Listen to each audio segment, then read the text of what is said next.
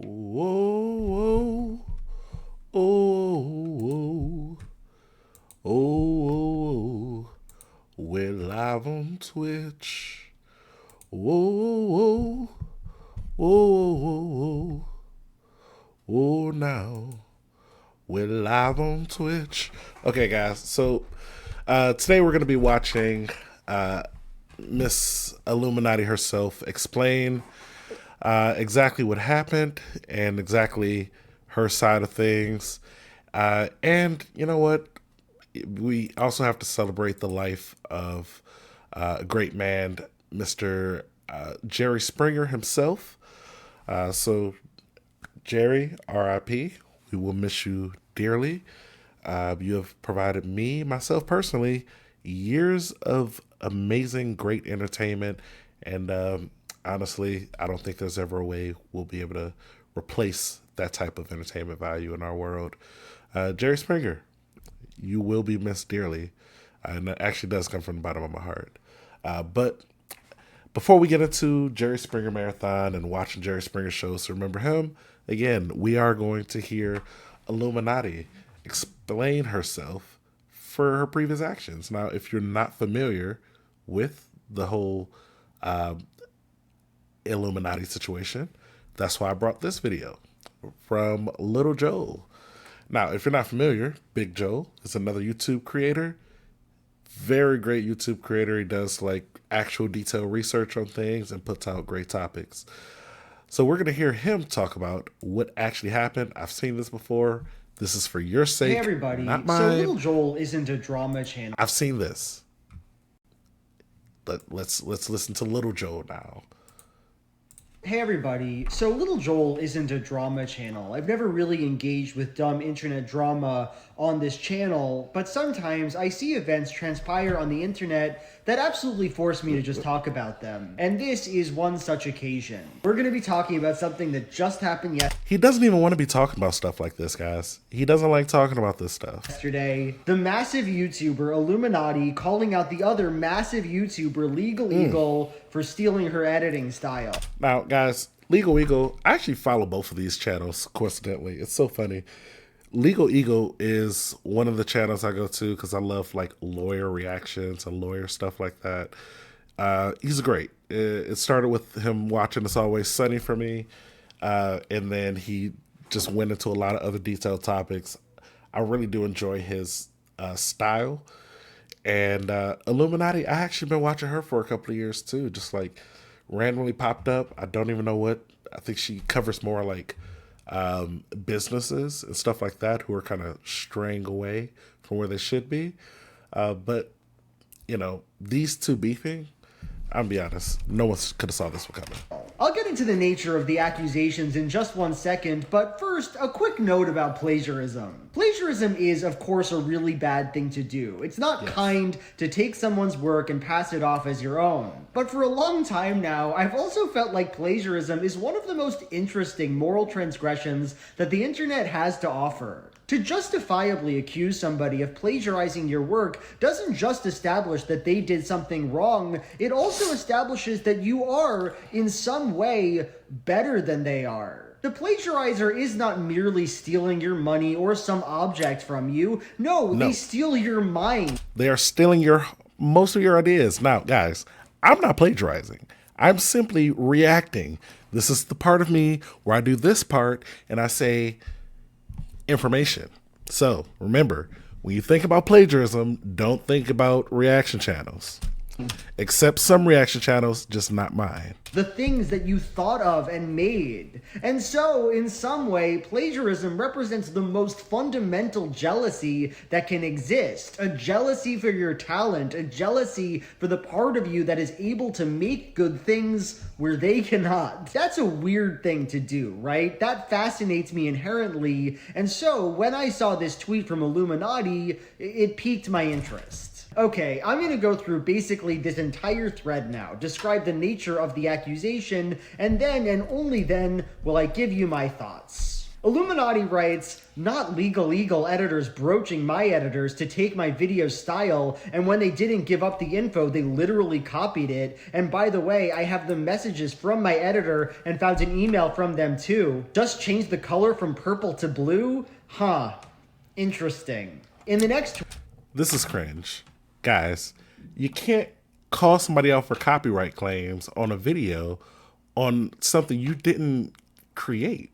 Like, this isn't like highlighting effects aren't something that she created at all. I'll tell you that right now. Everyone uses them. I've been in school.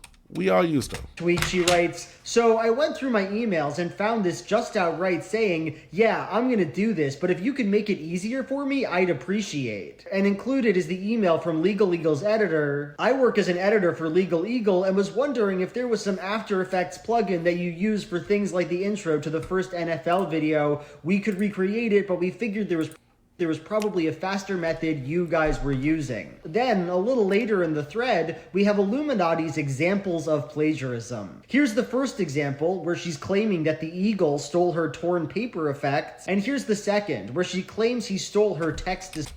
Guys, those don't even really look the same. Okay, look at this one. This is just way more detailed and clearly different. Eagle stole her torn paper. This one, this is like a regular one. This is like... Come on now. Outside of the line shape, there's really not any argument you could even say about this one. Here's the first example. Look at these. It's not like the edging is at the exact same places. This is just a torn letter effect. I feel like she just used a different app than he did. He probably used some regular app. She probably paid for some premium app to get this. There's no intellectual property rights being violated here.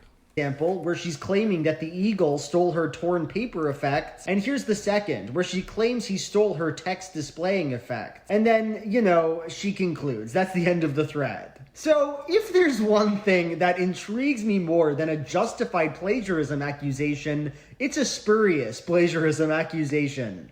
And this is one of the weirdest ones I have ever seen. Everything is wrong with this accusation. Every single thing is wrong with this accusation. I conveniently made a list of 4 things wrong with this plagiarism accusation. Okay. First, Illuminaughtii starts off with this email containing supposedly nefarious activity. This editor is trying to steal her editor's style, but that's not really what's going on here, right? They're just asking about some plugin. I'm just checking the stream, guys. I just want to see how it looks. These things are, almost by nature, not owned by the creators who put them in their videos. And in any case, it's just a really normal thing to ask. I want to have an NFL in my video. You did a good job with that. Did you use some tool to accomplish that goal? It's not as weird as they're making it out to be. Second, Illuminaughtii never actually shows this stolen NFL effect. Like, the examples she gives of stolen style are these completely different things, so whatever this editor did with the NFL text, there's no way of seeing for us that it was overly reminiscent. Third, and now we're getting into the big ones, the examples that Illuminaughtii does give genuinely represent the most ridiculous plagiarism claim I have ever seen in my life. The first, this torn paper effect, is everywhere. There's a million tutorials about it. The second... Thank you. That's exactly what I'm saying. Everyone can do this torn effect. I am lazy, so I don't do it. But if I wasn't, I would do it. Guys, you have to understand this. This isn't like extremely complicated shit here. This is probably paying $5 or more for an application that already has this on it and then using it. Multiple people do that. You could probably look on YouTube and find 30,000 people using the exact same torn effect because there's millions and billions of videos on YouTube. 30,000 is the bare minimum you'll find. And this highlighted text on a plane thing, that's even more ubiquitous. I feel like most documentaries use this effect. To claim that Legal Eagle took it from Illuminaughtii is inherently absurd. Fourth, Legal Eagle has been using this torn paper effect for years. Look at this, 4 years ago. It is quite literally impossible that this effect started with him stealing from someone else. This is part of what's so interesting about plagiarism, right? Part of what makes it so compelling to the internet. It is high stakes. If you're correct in your accusation, someone did a really seriously wrong and embarrassing thing to you. But if you're wrong, it means you were fundamentally incorrect about your own work and your originality. You see this effect? Oh, that's mine. I did that. I'm the person who did that. If someone emails me asking for a plugin... Everybody drink some water if you haven't. It's good for you. I'm not sure if you knew this or not, but drinking water is actually good for you. And I'm telling you to do it. So I'm actually helping you out right now. So you're welcome. And then uses that effect, it means they took it from me and need to be called out publicly for it. I didn't spill water. I didn't spill water on myself. You did. If you were drinking some. If you weren't, bad person. Claim that's born, or at least feels like it's born, of feeling like you are the main character of reality, the smartest human in the universe. My point here is, spurious accusations of plagiarism are the height of online tragedy. They truly represent the high being brought low, and I needed to express to you that this happened. Thank you. Thank you for your time.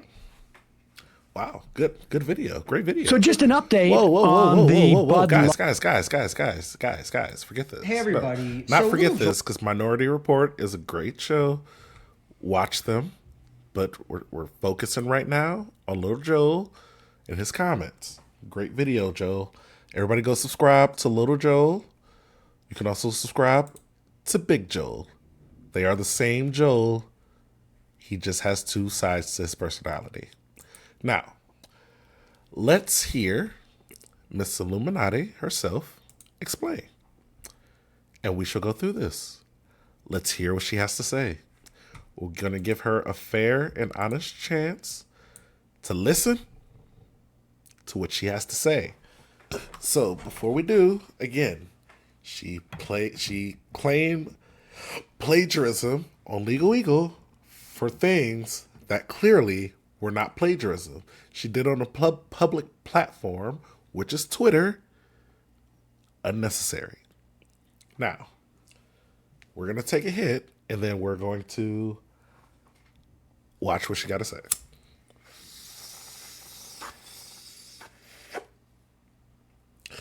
Beep, beep, beep, beep, beep. Beep, beep, beep, beep. Beep, beep, beep, beep, beep.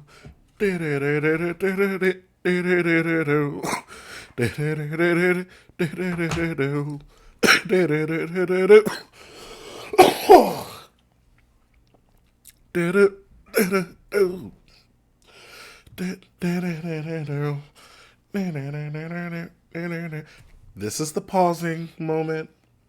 This is where we're just pausing to let everyone take their hit. You know, all right. We're going to go in 3, 2, 1. Hey everyone. Well, there's no really fun or interesting way to start this conversation. So, you guys know what you're here for, and I'm just going to jump into it the way I know how to.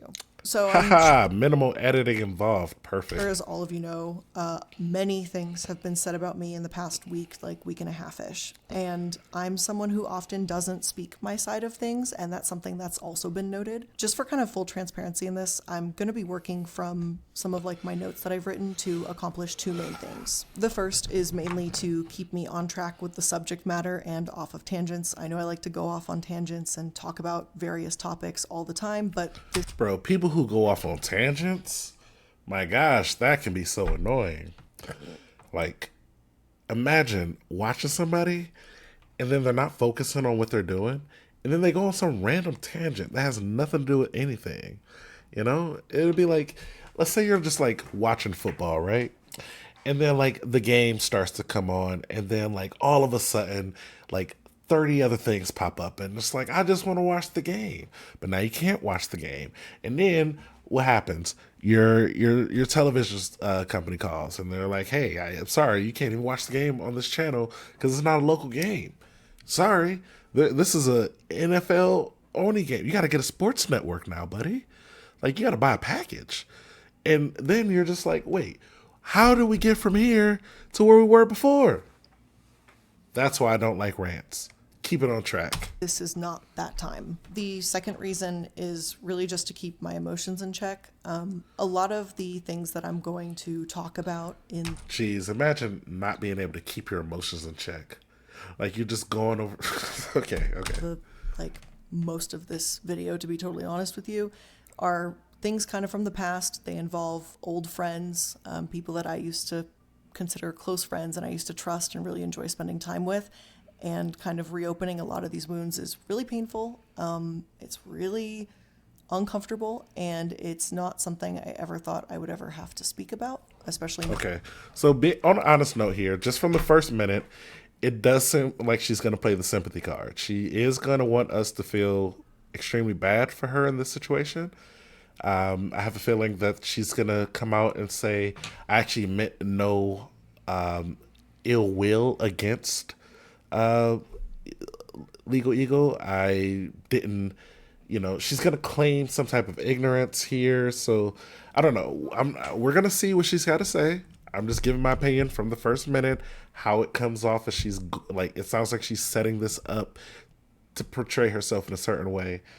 And actually, before we even do anything, let's see if these comments are turned on. Okay. Comments are turned on. So that's a good sign. That's a good sign. If comments were turned off, I would have been like, "Oh, this is some bullshit." But she's ready for people to be like, "You're fucking lying." Not in this kind of way. After a few days of self-reflection and really thinking about what I want to say and how I want to talk about these things, I think now is the right time. To be perfectly honest, I'm feeling pretty vulnerable to have this conversation with so many people and so publicly, especially since some of the things that I'm going to talk about today are really personal and things in my private life that should have never become content fodder. So let me try something new today. Don't make it. Okay, before you don't have to make anything personal fodder for entertainment. Because I will be honest here, this is about one thing. You called this man out on copyright claims and they were false. People came against you on personal attacks later, and you don't even have to address those right now. You could just stick directly to the subject at hand. I'm going to address these issues.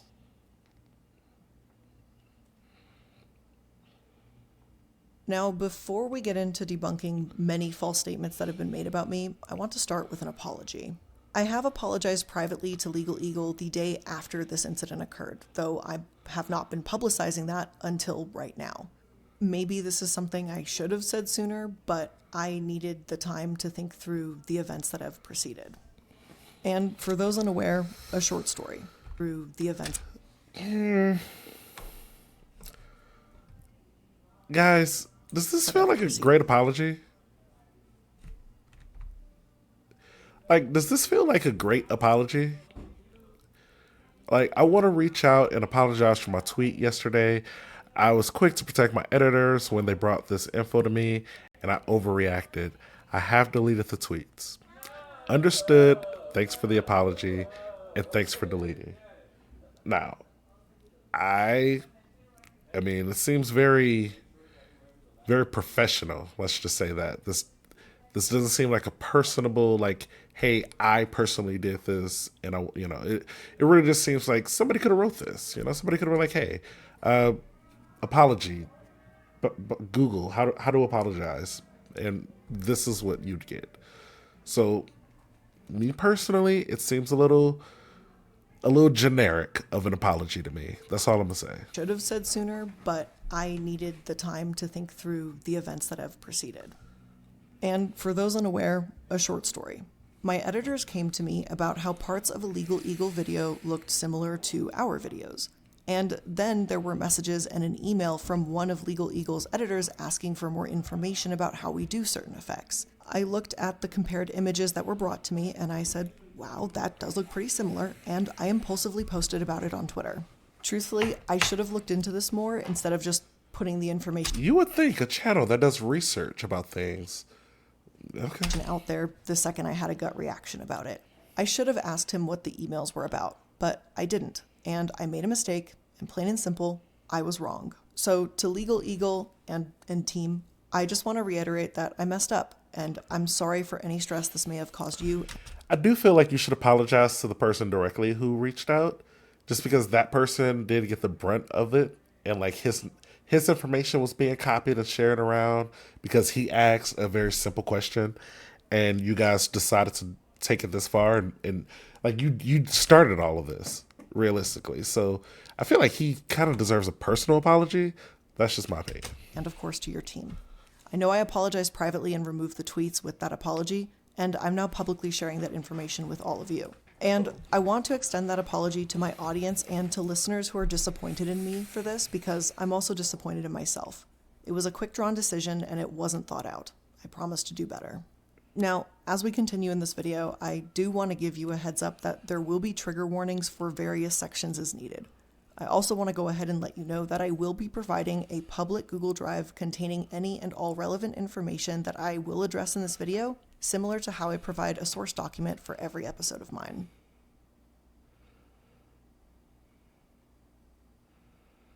Let's start with the first accusation and go from there. After Legal Eagle responded in his tweets, there was another tweet that arose in tandem to this situation.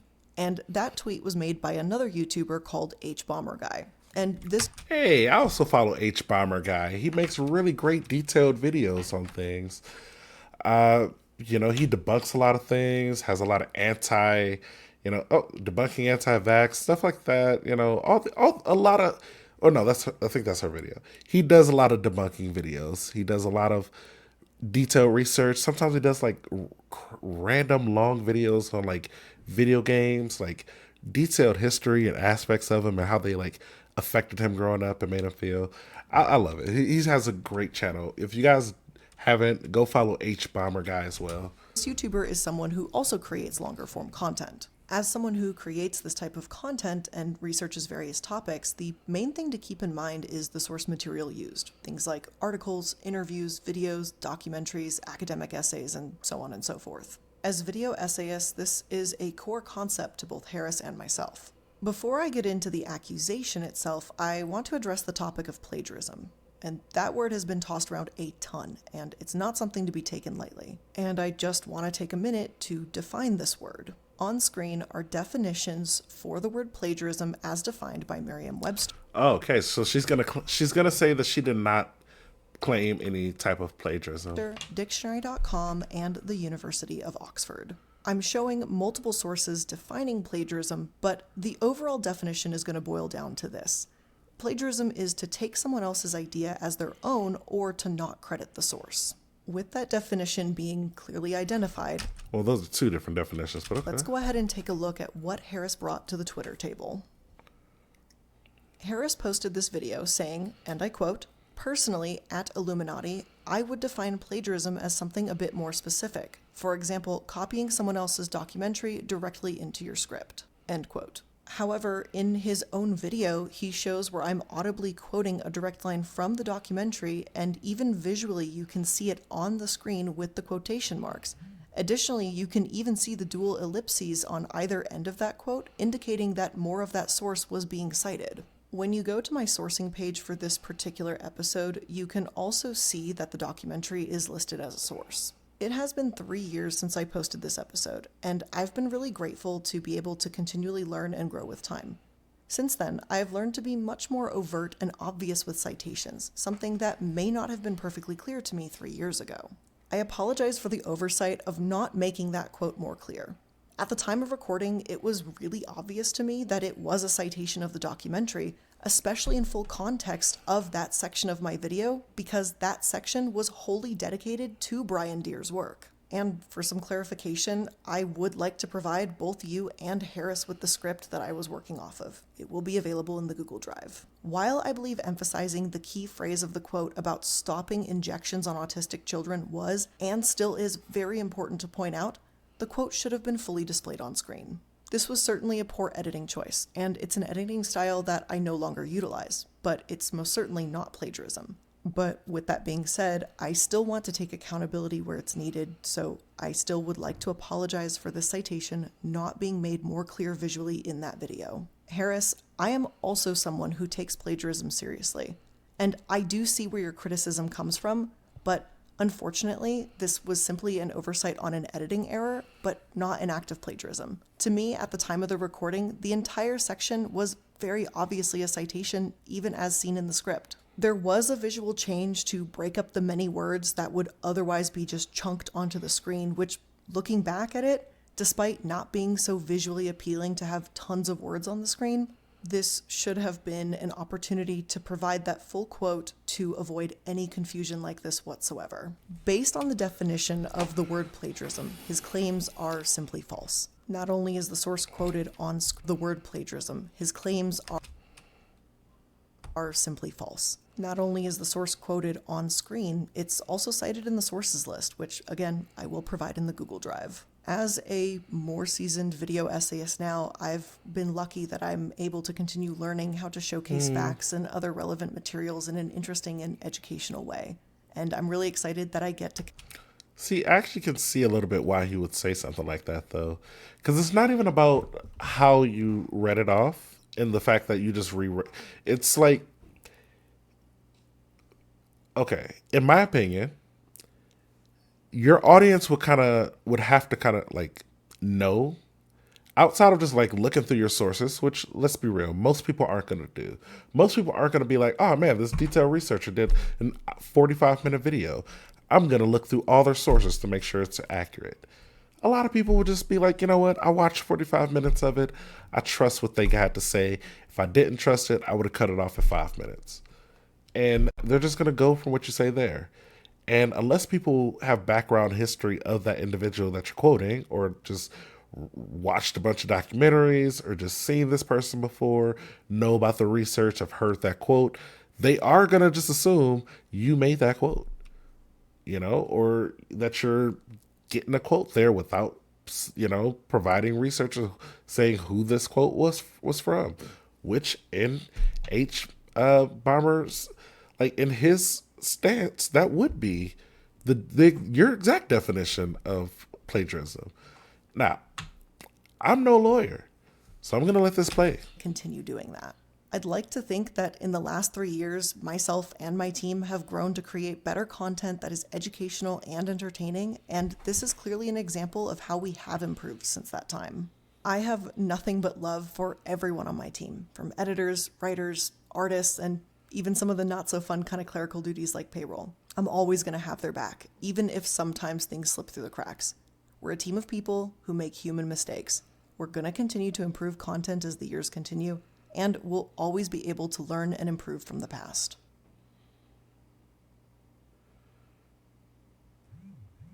Before I address any one person individually, I want to kind of cover everything in a general and broader scope regarding Sad Milk. Sad Milk was a collaboration channel started by 6 friends in 2020. It was kind of essentially group Reddit readings and just looking at cringe things online and reacting to it. It was no big deal on the surface. This channel and this project was just meant to be something goofy, easy, and kind of cringy, but a shared channel that we could all get a kick out of.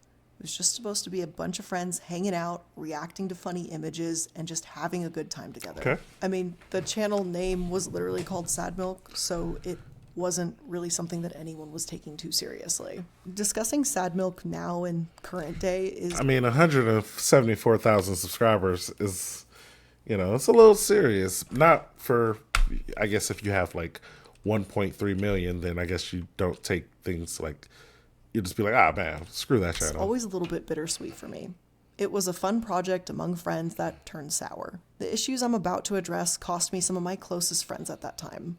When the Sad Milk channel was formed, I initially took the lead and I made the channel, I made the Discord, I got my mods from my server to help run the new Discord, I hired and managed video editors to help us produce more content. I was the one who was sourcing the topics and files for each video, and I was the one who had set the schedules for recording too.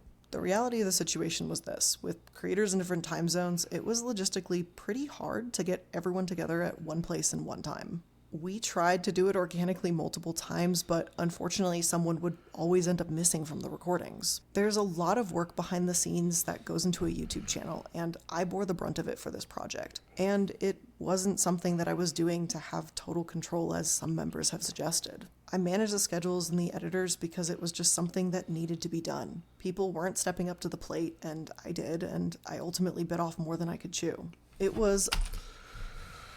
Guys, okay. I personally don't like when people use this excuse because we all know, okay, this person has a YouTube channel that has 1.3 million followers currently. You would imagine they already know the stresses of running a YouTube channel. I mean, you would think that they would already kind of have a lot of that stuff kind of pre-planned in their head and what it's going to be needed to do this. Now, you're starting a new channel and it's just your friends, all in different time zones. What's the first thing you would do if you already have a channel that has millions of followers or subscribers? Your videos do pretty well, so you are making a good amount of money. You most likely already have someone who manages the background of that from the first channel. Now, I would personally have an assistant or manager handle those responsibilities so that I don't get worked up, because I already would know the stresses that go into having one major channel, let alone trying to start a side channel that, even though it's not as big, still has enough of a grounding that you feel like you need to like get everything managed in this way. These ways specifically, like in this way. So why not hire like a manager? Like, why not do someone who literally their job would be to make sure this is done? They curate like the videos, they make sure that you guys are going to be watching this, that, and that, and they kind of work all this out so you don't stress yourself out. Like, you're adding additional stress to yourself that you knew would already be there.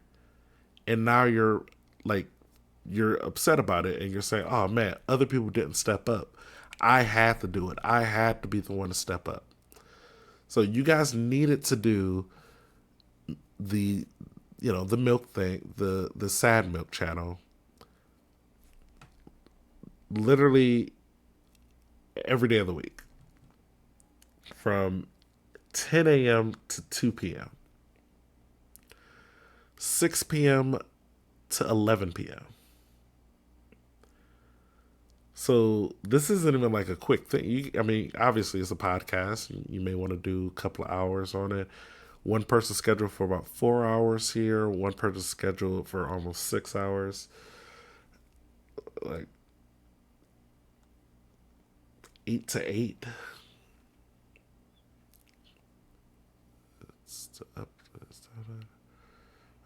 So you can actually have recording time for the channel. Go through. Okay, so this is saying these are all the days people are free.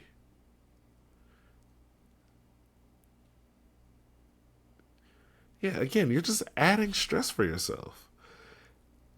And wait, so you're free from 8 a.m. to 8 p.m. Monday, Friday, Saturday, 12 p.m. to 8 4 hours on Saturday. You got a busy Saturday.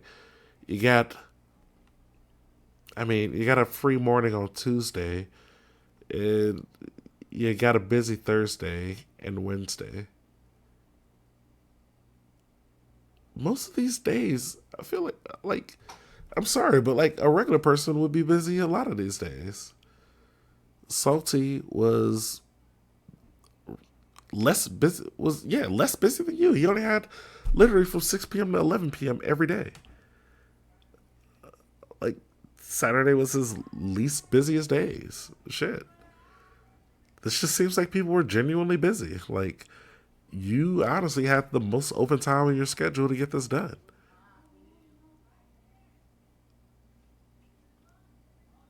Well, except for OZ Media. He apparently was available from 10 a.m. to... Oh, no. Oh no, yeah. Well, maybe he does his thing after. I don't know. It seems like a lot. multiple It times, seems but like you're adding a lot of stress to yourself and now you're complaining about it. And it's kind of annoying. It's one of those things that people do where they're like, oh my gosh, I'm so stressed out. How can I be less stressed? I don't know. How about fucking stop saying yes to every goddamn thing? You ever thought about that?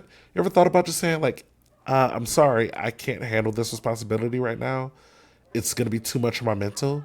Like, just say it. Just say it. It's okay. unfortunately, someone would Nobody always cares. end up missing from the recordings. There's a lot of work behind the scenes that goes into a YouTube channel, and I bore the brunt of it for this project. And it wasn't something that I was doing to have total control, as some members have suggested. I managed the schedules and the editors because it was just something that needed to be done. People weren't stepping up to the plate, and I did, and I ultimately bit off more than I could chew. It was a lot of work, if we're being honest, and I was beginning to burn out pretty quickly.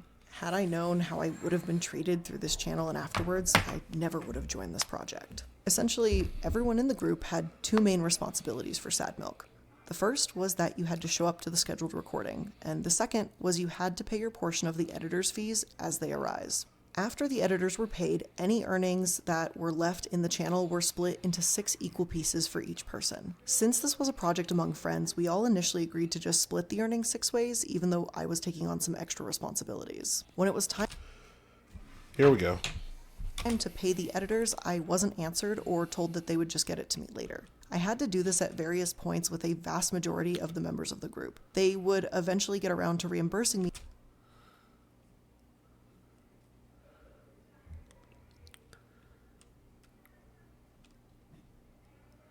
Company has that bill.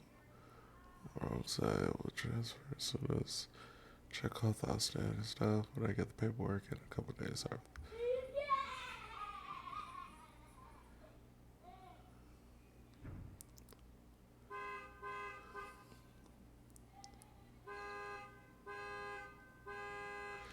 Dang, people, what's going on? People.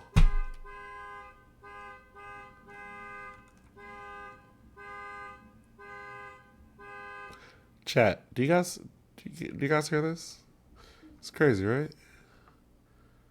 Oh, it's too much for me. Look up me only Okay. after I expressed in group meetings how I was upset that I have to do everything, and I also got stuck footing the bill too. What quickly transpired was that members either couldn't or wouldn't I mean, that's just for one person, though. What about everybody else? reimburse me for the editors. For clarity's sake, I do want to disclose that we as a group later revised our agreement after paying all editors and creative freelancers that 5% of remaining earnings would go directly to me for the administrative work that I was doing.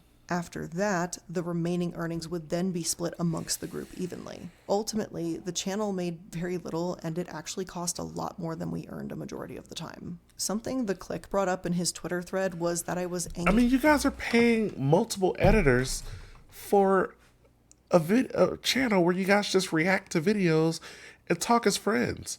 Realistically, you probably only need one editor for that. Like, one of you could probably edit these videos yourselves. And I get it. If you guys are busy, because I saw the schedule, you guys do seem busy most of the time, just hire one editor. Saves you a lot of money than Agree and yelled editors. Don't put an S on that. in a meeting. But what he didn't share was the context of that meeting. As I've previously stated, the scheduling and money issues had been an ongoing problem. In the meeting that he vaguely references on Twitter, this is what actually happened. I had become more and more frustrated about how I was doing all of the work, I was doing all of the maintenance, and then I was also having to financially foot the bill to the project. As I said, it was burning me out pretty quickly, and I was thinking about leaving the group.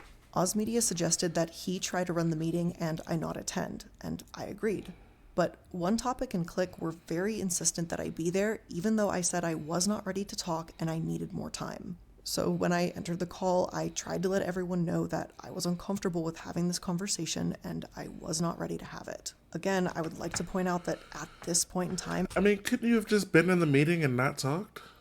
these were still my friends. These were people that I liked and cared about. Letting your friends know, hey, I'm not okay right now. I'm really stressed and hurt. While you all get to stream, I still have to pick up the pieces to keep this channel going is a really difficult conversation to have. Before the meeting started, I was told that if I didn't show up, that they would not have the conversation with me and everything would just stagnate. So I tried to put the channel and my friend. Okay.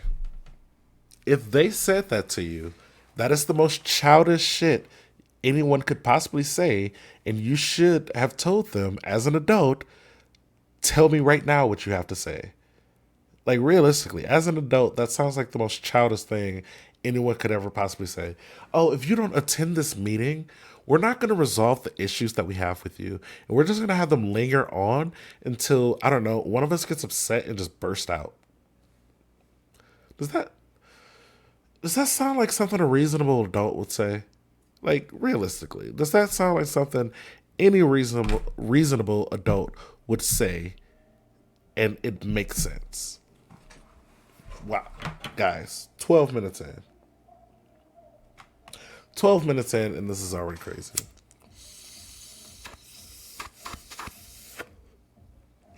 This is medically legal in my state.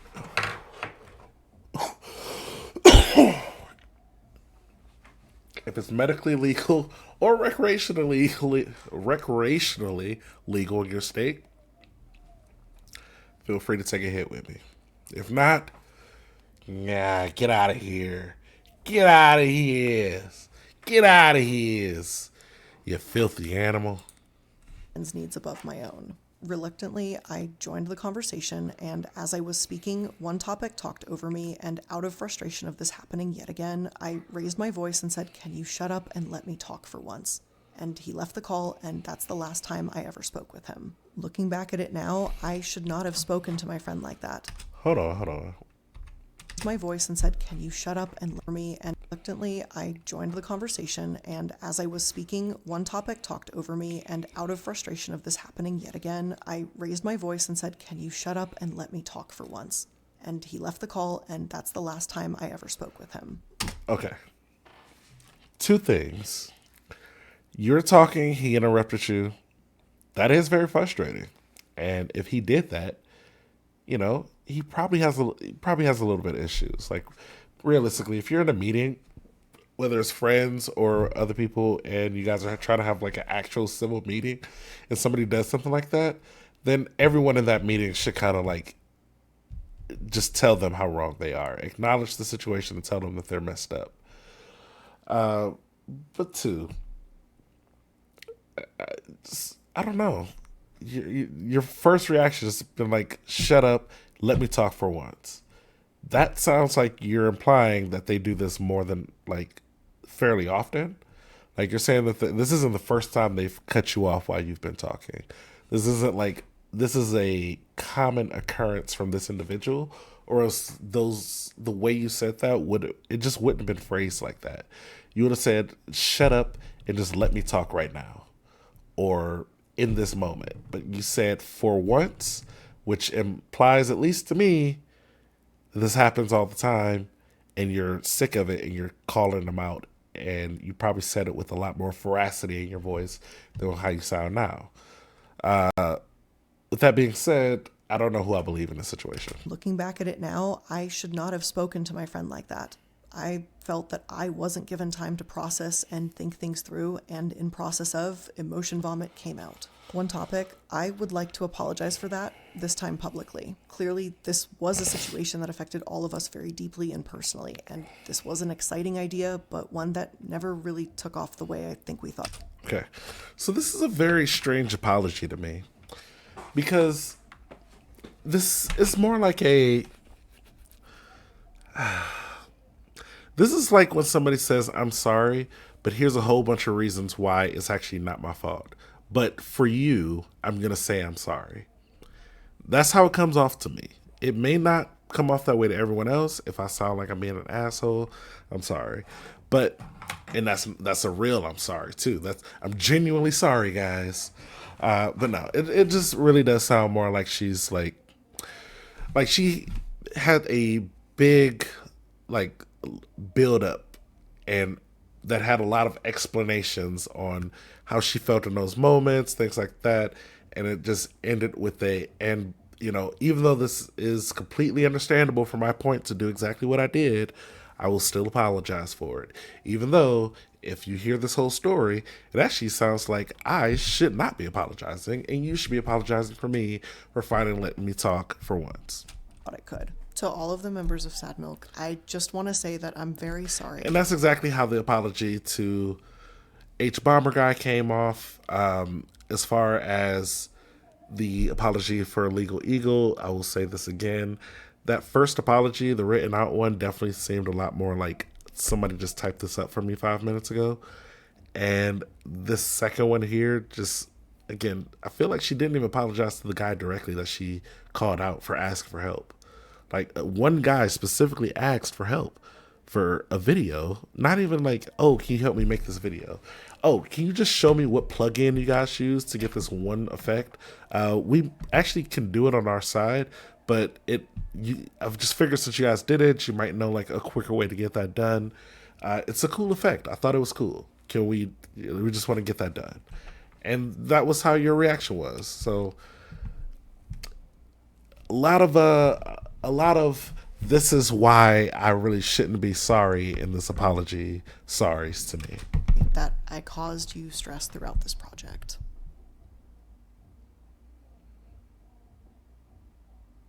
I want to take a couple minutes to bring up the Click and the many claims that he made on Twitter recently. The Click brings up how, as he puts it, a very convenient series of videos resurfaced with him saying some not so savory things after he left Sad Milk. His old videos, as he puts it, aged like milk. They did. I'm not going to dive into it further. The information's out there if you so choose to look. And as Click stated, those videos are 11 to 14 years old. And to be perfectly clear here, those videos are not any of the reasons as to why we split ways in Sad Milk, as Click tries to insinuate. Even back in 2020, I had stated that those videos had nothing to do with the ending of Sad Milk. I was actually unaware of those videos at the time of our friendship, but had I been aware of them, that friendship would have likely ended sooner. Unfortunately, when those videos surfaced, it wasn't really all that shocking to me, as Oz Media and I had actually talked about how Click had been using the R slur while we played games together. I thought, or I wanted to assume, that I had misheard, but Oz said that he was uncomfortable with it and said something, but the language continued.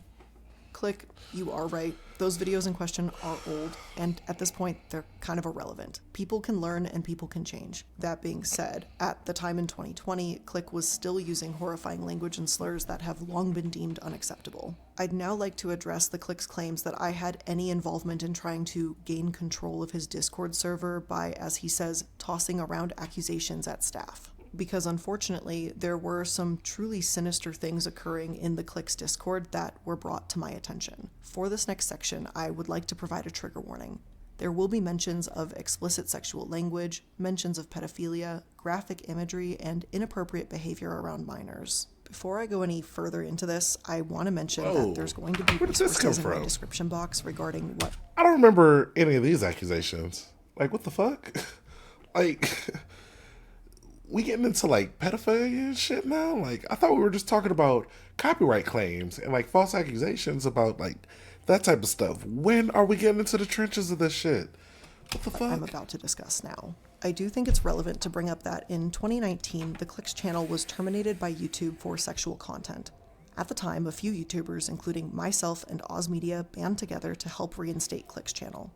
Oz spoke to his MCN representative, and I spoke with YouTube directly. This is something that I now look back on with so much regret. Had I known at the time what was going on behind the scenes, I never would have participated in helping Click with his channel. Allow me to explain the situation a little bit. The Click and I had shared Discord moderators around the time of Sad Milk being created. Due to the Click's inaction, our shared moderators had brought a situation in his server to my attention. A situation involving pedophilia. In Click's Discord, there was a 19-year-old bragging about a 12-year-old that he was claiming to be involved with. A moderator reached out to get more information on this situation. This 19-year-old then reiterates, and I am directly quoting this here, "I talked with my therapist about it, even too, and he told me as long as I don't touch her, it's okay." Click and his team did not pursue any immediate action to ban, restrict, or report this individual.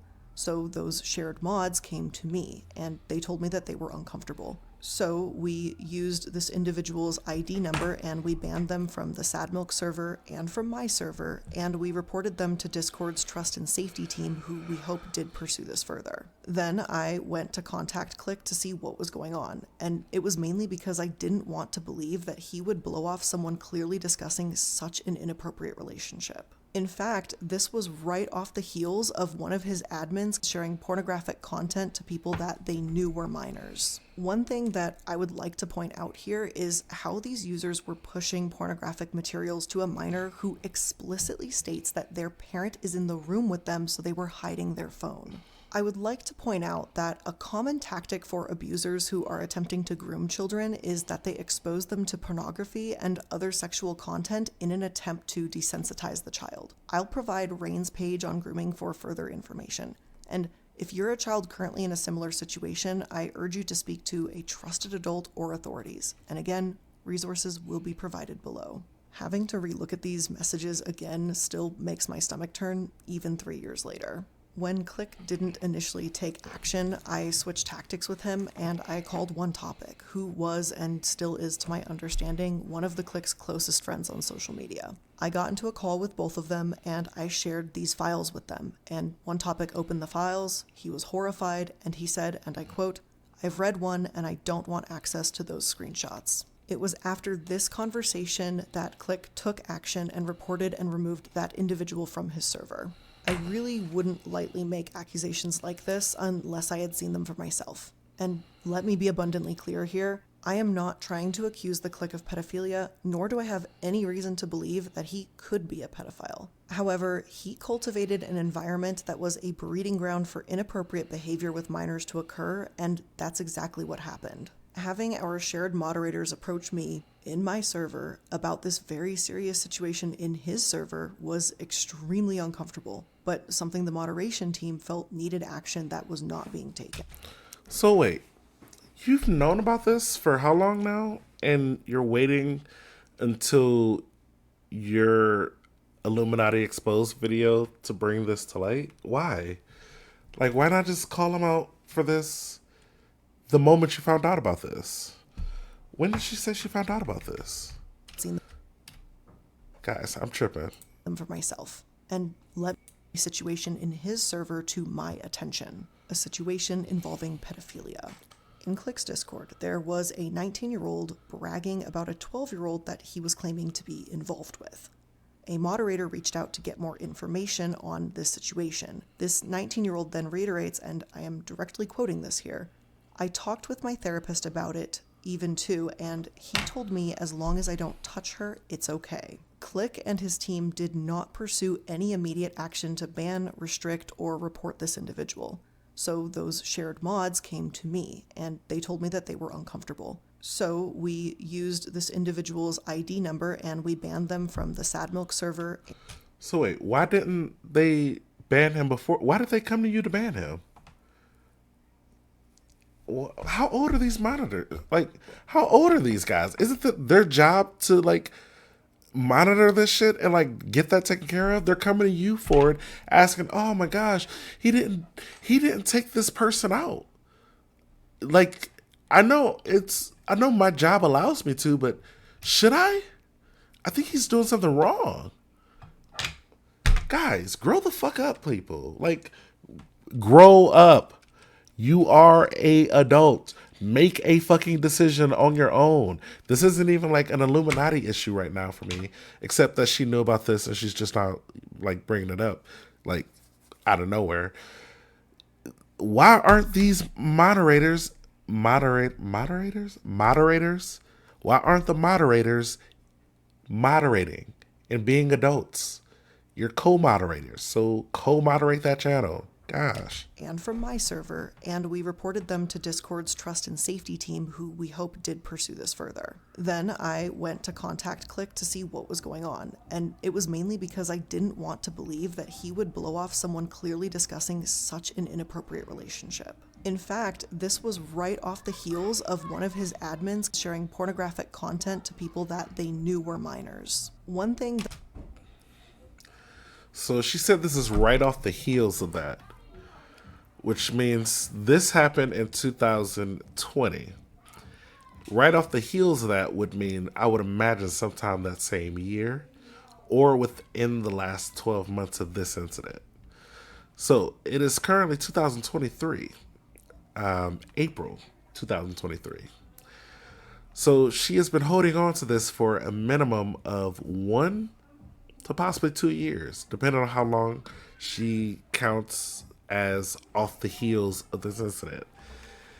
But even this incident here, if this is what you're saying is like horrible behavior, why have you not immediately called him out on that? I would like to point out here is how these users were pushing pornographic materials to a minor who explicitly states that their parent is in the room with them, so they were hiding their phone.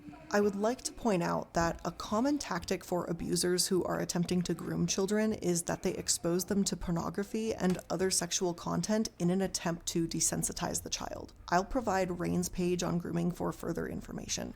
And if you're a child currently in a similar situation, I urge you to speak to a trusted adult or authorities. And again, resources will be provided below.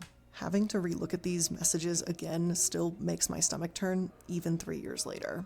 When Click didn't Why initially did you take wait 3 action, years? I switched tactics with him, and I called One Topic, who was and still is, to my understanding, one of the Click's closest friends on social media. I got into a call with both of them, and I shared these files with them, and One Topic opened the files, he was horrified, and he said, and I quote, "I've read one, and I don't want access to those screenshots." This is even 2 months later.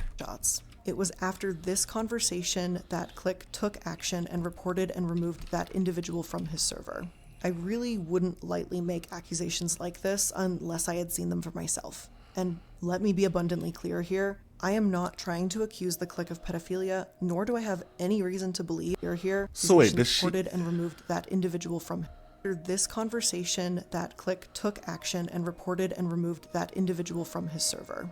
So wait, did they remove that individual who was sharing the information to the kids, or that individual who was trying to groom a 13-year-old? Like, I don't know which individual, and they both were removed. Were they both removed in 2020? Are you just bringing up 3-year-old shit because it's like very convenient? I genuinely want to know, why are you bringing this up? Like, I really would like to know, why are you bringing this up right now? Because you've known about this behavior for years, and bringing it up today seems like something you should have did 3 years ago. Like, if you're the person you are, with the type of like sanctity that you have, if you have these morals that this violate your morals, and I get it, this violates the morality of mine. So I would have called this nigga out immediately. That same year, that shit happened in September. Before October, there would have been a video about this guy and that behavior.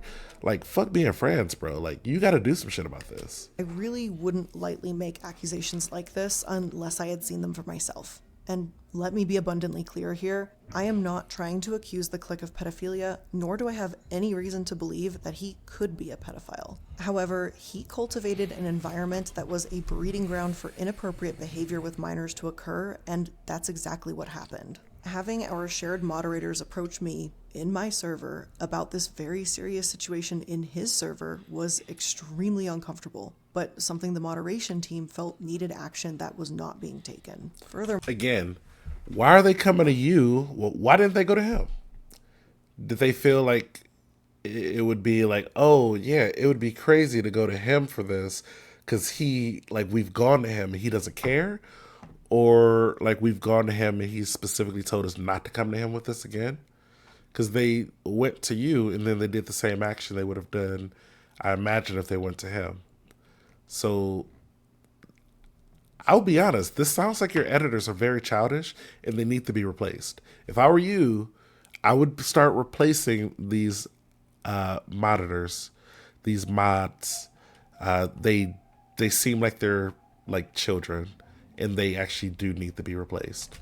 furthermore, referring to these shared moderators that we had as spies, as he said on Twitter, it only dismisses the fact that he allowed this sexually explicit language to occur around minors. He referred to them as spies, which only shows that he didn't really see any issue with the state of his server. Mark, I'm going to address you directly here. On your Discord server that had, and likely still has, minors present, you as an adult need to do the right thing and actually pay attention to what goes down in your server or ensure a team will take action against inappropriate behavior. I am sorry to those minors who were spoken to in such an inappropriate way.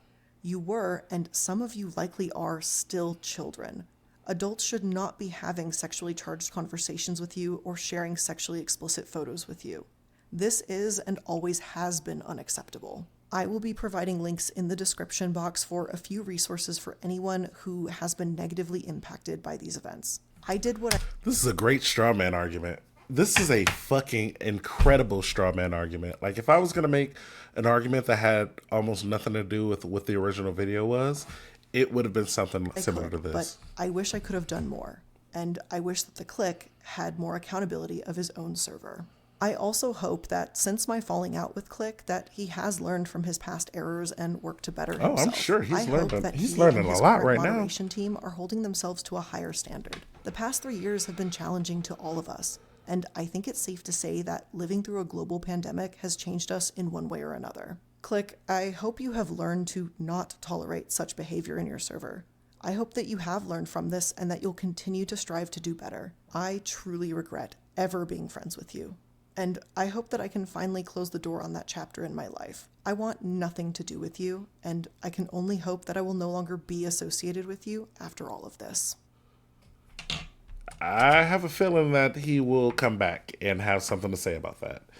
Because I will be honest with you, that sounded like a very where did this out of left field thing to even bring up, because I don't believe that had, like, okay, he made an accusation about you taking away his mods and replacing them with yours, which you're saying you did that because his mods and yours were shared, and they were coming to you because they didn't want to come to him with the exact same information they came to you with.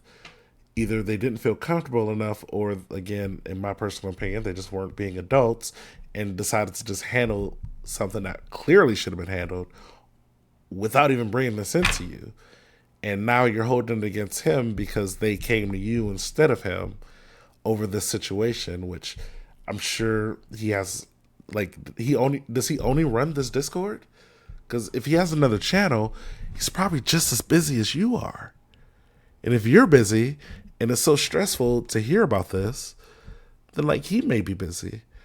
But if they're still coming to you with this, even though you're still stressed, they should also still be going to him. Like, am I not making sense? Does this sound like I'm being crazy here? Microphone, do you think I'm crazy? Microphone doesn't think I'm crazy. So I'm right. When it comes to discussing Wonderstruck, his actions are some of the most confusing I've had to deal with. I'm going to address his concerns, though a lot of it is fairly tricky since he hinges his accusations on anecdotal commentary. In responding to his baseless claims, I will provide evidence as necessary, as well as point out when things I mention are anecdotal, so I completely understand if you choose to dismiss my anecdotal commentary as it arises. His thread on Twitter makes many claims about who I am as a person and how I've treated him. I hope to come at this with a level head and a very thorough explanation of events.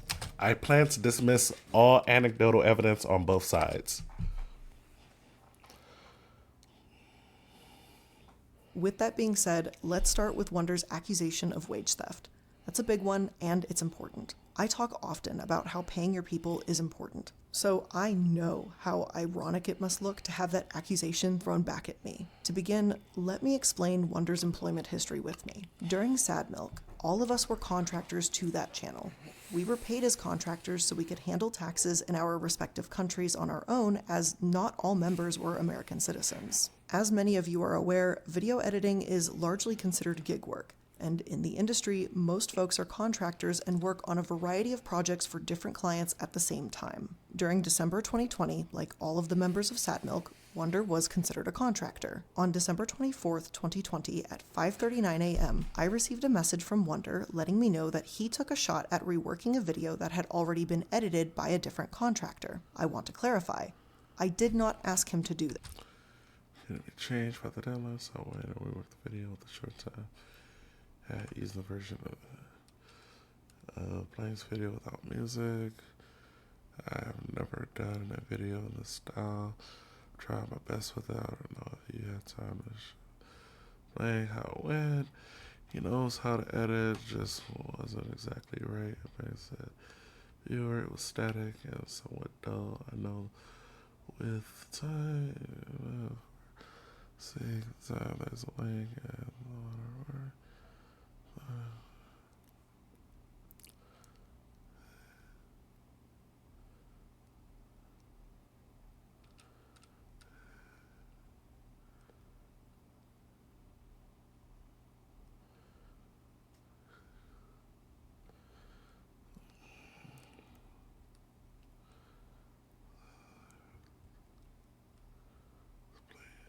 Okay. I mean, he re-edited this video. You published it. Now, if he wants financial credit for the edits he did in this video, I guess I don't actually see an issue with that if you actually shared that version of the video and not the original. Because realistically, you could have just told him, okay, I know you edited this video, but you should probably, like, we're still going to use the original for now. We can use that one as a secondary copy just in case if anything goes wrong with the upload, or maybe we'll have some people review it first and choose which one. But you did just say you watched both videos in the statement here. And again, why are we doing all this shit from like 2013, 2023 or 2020? It's been 3 years. Let it go, people. But okay, so yeah, a few minor glitches, and you're saying you're going live with it in 20 minutes. You could have just said no. You should have just said no.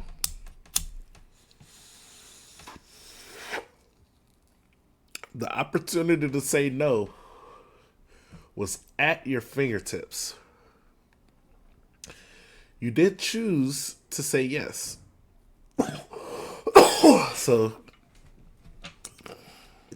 this was something he did of his own accord. I responded to him, letting him know that his edits would go live at 1 p.m. on December 24th, 2020. I don't want to claim to know what goes on in Wonder's personal life, but claiming that he missed Christmas with his brother and father, I just don't know how that's possible when the video was finalized early morning on Christmas Eve. And Wonder, I do want to thank you again, as I previously had verbally done so, for editing that video. It was great to have a video go live the day before Christmas. As for his claim that he didn't get paid for his work for more than half a month, I would like to let everyone know that Sad Milk's payroll was on a bi-weekly schedule. That simply means that there is a payment every 2 weeks, which is essentially half of a month. This is something that I have continued within my own channel to this day. Both salaried and contracted employees are paid every 2 weeks, and to further add to that, most companies, at least in the US, pay on a bi-weekly schedule, so this is not anything unusual or uncommon. To continue the discussion of his employment with me, I will have to give some much-needed context. For this section, I will be providing screenshots where applicable, but some of this is anecdotal, as much of our conversations were either over voice calls or... Again, I'm dismissing any anecdotal evidence that she provides on both sides, because realistically, it's not important. She's bringing up information from 3+ years ago as a comeback. This video could have ended 20 minutes ago after she apologized to Legal Eagle for what she did. But she did not. She continued this conversation, and now she's going to respond back to everyone with these apologies that are saying, oh, I understand this is why I'm actually not wrong, but I'm sorry for the way it makes you feel. And in some cases, she's apologizing. Or she's just saying, oh, well, in the last situation, she just said, oh, well, I've known this guy was a piece of shit for 3 years anyway. So, like, honestly, I hope I'm never friends with him again. Which is kind of wild. Like, if you've known somebody's been doing bad behavior for 3 years, why are you waiting for your I'm sorry to Legal Eagle video to say fuck them? say fuck them 3 years ago when you noticed that they were doing all types of crazy shit in their Discord. Do it then. That's kind of the best time to say fuck you to people, which is in the moment, not holding on for it for 3 years. Like, oh my gosh. All right. Anecdotal evidence is going out the window. Further corroboration of the anecdotal evidence will be provided in the Google Drive. Wonder and I were still friends throughout the end of Sad Milk in 2020 as well as into 2021. During this time, he would often tell both Oz Media and myself how living in Austin, Texas was a nightmare for him. He would often complain about his roommates being terrible people, his friends being mostly terrible people and unmotivated to do well in life, and how his car was always breaking down and how his channel was not going in the direction he wanted. This is where a damn, that sucks, bro, comes into play real handy. Sometimes you just gotta be like, damn, that sucks. Like, and that's all you gotta do. Just say it with me, people. Damn, that sucks. You gotta put a pause between the damn and the that sucks, because that really helps people. And then he talked about that last bit of family that he had moving away, and he was essentially alone. I won't speak on behalf of Oz, but I know I was moved by Wonder's stories. Without going into personal details, I was pretty horrified by what he had explained happened in his past. I was saddened by how he constantly talked about how bad his life was and how he felt like a failure. He said he felt alone, depressed, and uncertain of the future. And at that point, I knew I wanted to help him. Welcome to the world. At the end of 2020, I paid for his tickets to visit Oz and me in Colorado. During this trip, we discussed the possibility of Wonder moving out to Colorado due to his discontent with his life in Texas. Oz Media and I had just moved into his newly purchased home in April 2021, and he decided to welcome Wonder into his house. Unless Oz Media was doing so without my understanding, Wonder was not charged any rent, utilities, or internet for sharing our living space. Later in May 2021, we welcomed Wonder into the house. Oz even personally drove down to Texas to get Wonder and his dog, James. I want to explain my perspective a little bit here. At this point, I was finally starting to feel comfortable with my channel, and I felt that I was in a good position to be able to help somebody out and truly change the lives of one of my close friends. I was in what I felt was a privileged position, and I wanted to share that with someone I cared about and wanted to see succeed. With that in mind, I decided to hire Wonder to do some editing work for my channel. And now we can get back to the continuation of discussing Wonder's employment. Wonder was hired on June 7th, 2021, and was salaried at $50,000 a year. To be frank, this sounds like it's going to be another excuse. I know I'm saying I'm already going to throw out any, like, you know, like just evidence that isn't like actual evidence on anything. But I'm telling you right now, I got the feeling this is going to be a whole nother information that we didn't need to really hear. We already had a little bit of like drama dump on us right now, but we're gonna see where she goes with this. I just really wanted him to have an easier job so that he could focus on his personal channel, as he had told me numerous times that was his ultimate goal. His only task was to edit short clips from any live streams that I did so that I could post them onto my secondary channel, Illuminaughtii. In addition to his salary, he received all benefits that I have for all of my salaried employees, which include a 401k, full health insurance, and an internal benefit I created for my team called an LSA. Okay. So, as cool as that is, he could have just been a freelance editor. Like, you could have just made him a freelance editor like you claimed you did with other editors before this video. Like, you just went on a whole thing talking about how editors are freelance and that they are, have to get all these different things so they can, like, make sure to track how much they made and, expense that properly. First program the community. I will reimburse them a rate of hours up to $1,000 per year for doing so. So you're just giving people up to $1,000 a year if they volunteer? I mean, are you going to give yourself $1,000 a year because you're volunteering your living space to another creator and paying them fucking salary for doing one thing, which they should be a freelance editor for? I'm confused. Keep talking. The LSA stands for a lifestyle spending account, and it's essentially more money to put on the table if you as an employee want it. It allows you to submit receipts for things that you've purchased, and I've seen things like groceries, pet supplies, books, new tires for cars, massages, mortgage payments, and so much more. And aside books, new tires for things that... Are you paying for this? The LSA stands for a lifestyle spending account, and it's essentially more money to put on the table if you as an employee want it. It allows you to submit receipts for things that you've purchased, and I've seen things like groceries, pet supplies, books, new tires for cars, massages, mortgage payments, and so much more. And essentially, I'll reimburse those into more income. During his employment, he never took advantage of any of the benefits that were made available to him. The content for Wonder to edit was dependent on me being able to live stream. During this time, I unfortunately only had 2 streams for him to work on, which Wonder would have been able to produce about 4 videos from. Wonder did not meet the deadlines for either stream. Despite this, I kept him on payroll. I continued his pay, even though no work had ever been completed. Although there was only a minuscule amount of work for Wonder to do, he still managed to act up within company spaces. He made inappropriate comments on forms that were visible to other employees, he didn't complete tasks that were assigned to him, and he failed to follow company protocol. I have a strict policy regarding formal disciplines, and within his short time of working with me, he had already met the criteria for termination. Okay. So it sounds like you just overpaid him to do literally one thing. Personal responsibility counts a lot in these situations because when you're doing these things, you're like, okay, this is your employee. You're telling him how much work to do and you're giving him the salary. Now, understandable if this is a personal close friend of yours. This is also why they say just don't hire your friends in businesses and stuff like that. There's a whole bunch of sayings that people say, and they actually say them for a reason. But the main part of this is that you were his boss, and you told him what to do, and he violated the rules, and you also controlled his salary. You should have just been like, yo, I'm not going to pay you this much for doing absolutely nothing. Or I could just not pay you at all and you could just have a place to live like you were doing before.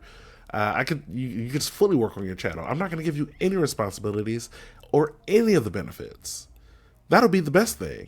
And you know what? You have full access to work on your channel. And I don't know how this living arrangement thing is going on, but you said the other guy, you guys can handle that together. Maybe you can work on his channel. That's what I would have said if I was her. Now, let's move on to the legalities that Wonder brought up in regards to how he claims that he ended up with no car, barely any clothing, no money, and no home. Which leads me to one of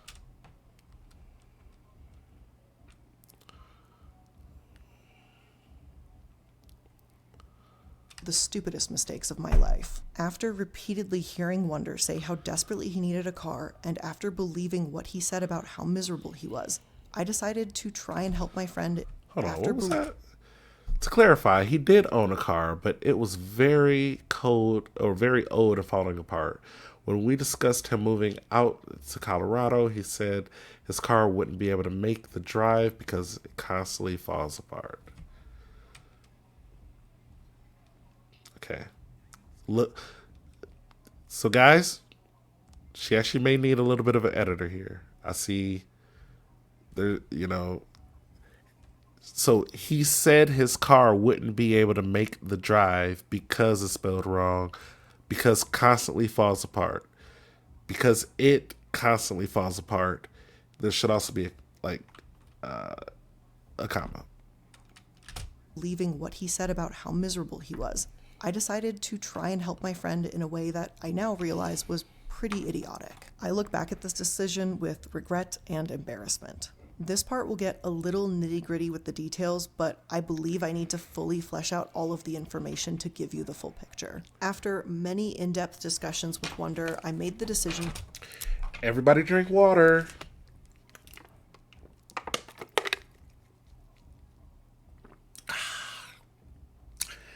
Good old high-quality H2O. Nothing like it. Water, sponsored by the Lord. To purchase a vehicle that he had already agreed to enter into a rent-to-own contract with said vehicle. On June 12, 2021, Oz Media and I collectively decided to take out a loan together in the amount of $42,359.69. Additionally, I brought $28,346.79 in cash as a deposit. Wonder did not contribute to the deposit on the car. With this rent-to-own contract, I agreed to only charge Wonder the cost of the loan and not the full value of the car itself, meaning within a 24-month period, he would have only paid $14,120.12 for a car that, when purchased, went for a grand total of $61,386.23. And let me be clear. Can you guys explain why you bought this nigga a fucking BMW? Can you explain why you, like,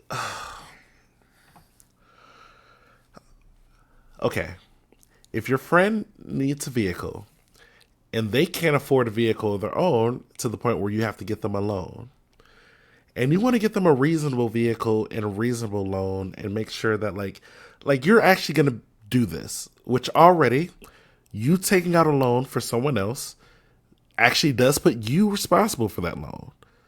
And while they're responsible through you in the eyes of the court and through the signing of that loan, you are responsible for that. They don't even notice that other person. That other person doesn't exist for them. But for you, you should be thinking about this. This person can't get that type of loan on their own. Would they reasonably be able to pay it back? Obviously, no, because they don't have a place to live. They live with you. They don't have any other job besides the job that you give them. So their employment actually does, like you're directly tied to their employment. You pay them, you give them all their money. They don't have any other resource outside of you. And you decide to get a loan out for them for over $40,000 and get them a car that would cost over $60,000. You could buy a house with that amount of money. Like, it wouldn't be like the best house in the world, but you could put down a lot on a house for that type of money. You know, you could get you could buy 2 regular cars that aren't BMWs. You ever thought about just getting them a car that costs, I don't know, $20,000? $15,000? A used vehicle, perhaps? Because I'll tell you right now, this guy shouldn't be having a car that cost $60,000 when he lives with you and you're getting him the loan. These are the things that I'm talking about when I say like personal responsibility. Like Illuminati, I'm sorry to tell you this, but that story just showed that you need to take a little bit more responsibility and like making these types of decisions for people. Oh man, I love this person. This person's a friend of mine. Oh, that's cool. I'm not going to spend $60,000 on them. I'm not going to take out a loan for $60,000, even if I'm in a great place. They're not, and I want my money back from them. If I'm in such a great place, I just give them the freaking money and just be like, you know what? I'll handle this. I got a great YouTube channel. Because when you're giving somebody money or loaning out money, never loan out money that you don't expect, that you feel like you need to get back. If you're loaning out money, chalk it up as a loss. I don't care if that's to your mom, your dad, your best friend, your wife, anybody in your life who's not you. Chalk it up as a loss and count it as a huge come up if they actually pay you back. That's what it is. If this is your child and you give them money, chalk it up as a loss and count it as a blessing when if they pay you back. Because that's what giving money to people is. It is a gamble. And sometimes you win, most people lose. Here.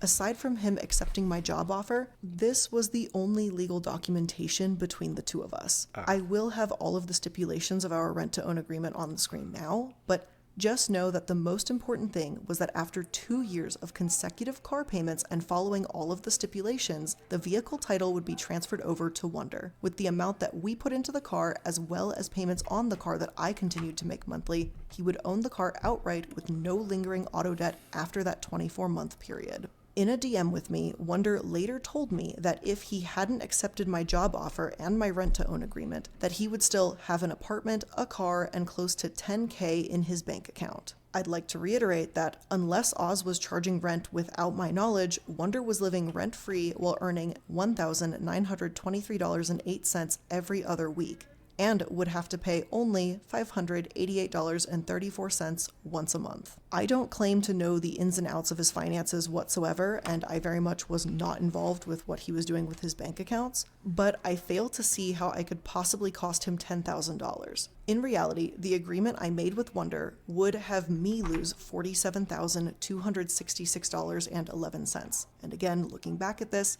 I feel extremely foolish for ever even agreeing to such an arrangement. Moving expenses. He moved from one state to another. That actually is very expensive. Like the cost of moving all your like stuff from like Texas all the way out to, where did they go? Colorado? That's gonna cost some money. I don't know how much and what he had to do to get himself where he was at, you know, what he was paying and things like rent or whatever. But like, I can see how that can happen. Shit, this nigga wanted a $10,000 car. You don't think he, or a $60,000 car? You don't think he about to find a way to spend $10,000? Like, come on, lady, you should know this. I knew this was a bad deal for me. This wasn't about making money off of Wonder or whatever he might try to claim. This was to try and help a friend get off their feet. See what happens when you help people. You see.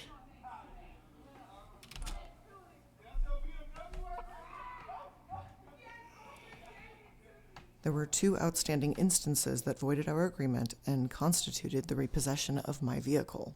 The first was the proof of insurance that Wonder never provided. Insurance that is something federally required of any vehicle on the road in the United States. The second infraction on our agreement occurred when Wonderstruck left the state of Colorado to go back to Austin, Texas. You can clearly see these stipulations in the document on the screen right now. Due to multiple defaults by Wonder in our contract, I felt that I had no choice but to repossess the vehicle, which was my property because I am the one who owned it. When I landed in Austin, Texas, I called the non-emergency Austin PD 311 number to explain the situation to them. I told them that I had all of my title documents on me, I had the extra key, I had my... You called the cops on this? Bro, what the fuck? Why didn't you just call him and just say, hey, I'm like, give me the car back? Like, why did you bring the law into this? Why did you put the police? Like, why would you bring authority into the situation between the two of you? That's probably where his legal fees came from. They probably repossessed the car and he was trying to pay it off from that. Like, why would you call the cops? Why wouldn't you just take the car back from him? Just be like, hey, give me the keys. I still own this car. Give me the keys. And then if he... Why would you just... Did I miss something? Did she ask for all this shit?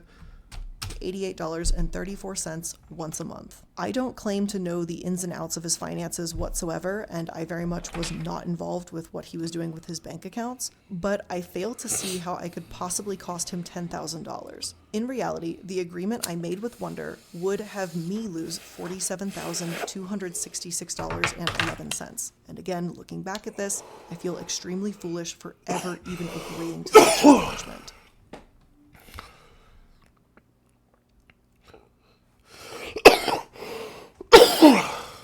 There were 2 outstanding instances that voided our agreement and constituted the repossession of my vehicle. The first was the proof of insurance that Wonder never provided.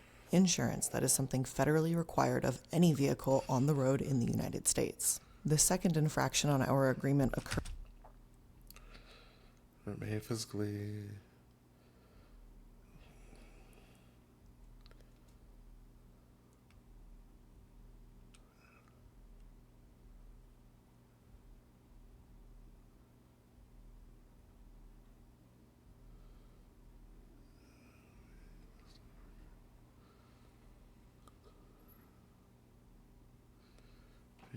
The renter does not maintain.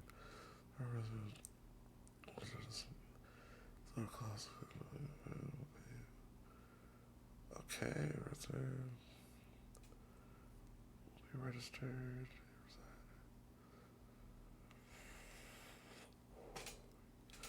I mean, so because he didn't have insurance, you're calling the cops? Does that sound reasonable? It doesn't sound very reasonable to me. Like, I get you guys put this in y'all, like, personal agreement, but, like, to call the cops and get the car repossessed because he doesn't, like, he's paying you but not paying for insurance? Bro, who are you? Do you know normal people? Do you know how many people are out there who are driving without insurance right now? Fuck. Heard when Wonderstruck left the state of Colorado to go back to Austin, Texas. You can clearly see these stipulations in the document on the screen right now. Due to multiple defaults by Wonder in our contract, I felt that I had no choice but to repossess the vehicle, which was my property because I am the one who owned it. When I landed in Austin, Texas, the vehicle, which was multiple defaults by Wonder, these stipulations in the document on the screen right now.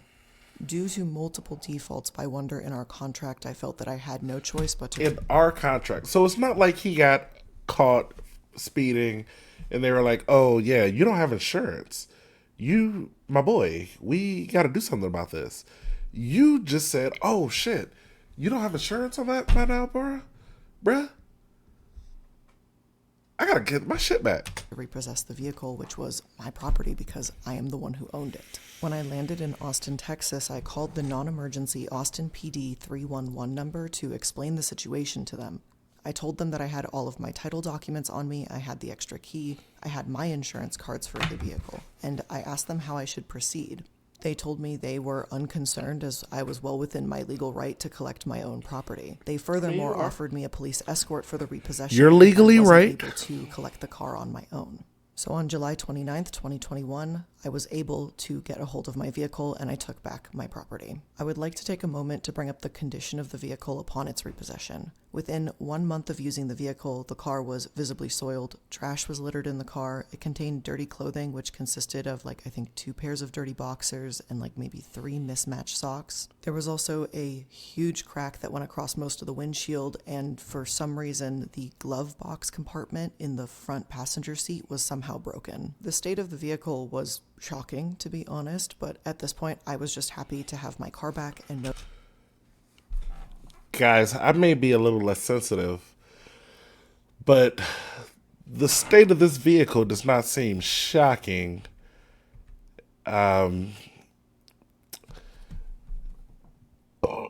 Excuse me. Photo evidence number 1. It's not the best. I'll tell you right now, it's not the best evidence. This is relatively normal trash for the amount of cars. I don't know if you've ever been in a car with a normal person, but they have a lot of trash in there sometimes. Bruh, I would get in the car, even sometimes like recently, I'll see my ex-wife and I'll get in the car with her. I will have to put stuff from the front seat into the back seat sometimes. Not to call you out, I'm sorry. But this has happened with my mom. This has happened with all my aunts. This has happened with, men in my life as well. My grandfather, this happened before. This is normal shit. I had an aunt. Her car was always crazy. Her house, nice. There's the thing. A lot of people with nice houses, their cars is junky. A lot of people with junky car or, clean cars got some junky houses. So humans, we junky sometimes. We got to put our junk somewhere. We got to junk something up. If you ain't junking up something physically, you're junking up something emotionally. Consisted of I think 2 pairs of dirty boxers. Word to your mother. And maybe 3 mismatched socks. There was also a huge crack that went across most of the window. The windshield crack is a little crazy. I will say that. That's a little crazy. Like, what the fuck's up with that? It's not like crazy where it's gonna impact the car too much. That will need to be like replaced, or not even replaced. You just need to get that fixed up. Call those windshield tech guys. They'll be able to do this. It's a good afternoon job. You can put this leave this in your driveway. They'll come up. They'll get that replaced. Not even replace it again. They'll just like fix that little area right there, and you're all set. You're good to go in about 45, maybe an hour. Windshield, and for some reason the glove box compartment in the front passenger seat was Just jam that back together. It'll be all right. somehow broken. The state of the vehicle was shocking, to be honest, but at this point I was just happy to have my car back and know that it couldn't be damaged any further. And Oz, I want to thank you again for helping me throughout this entire situation. You knew better than anyone how much this situation affected the both of us, and I can't express how much your support meant and continues to mean to me. I know he yelled and screamed extensively at both of us. You didn't deserve that, and I didn't either, but I'm still sorry that this hurt you too.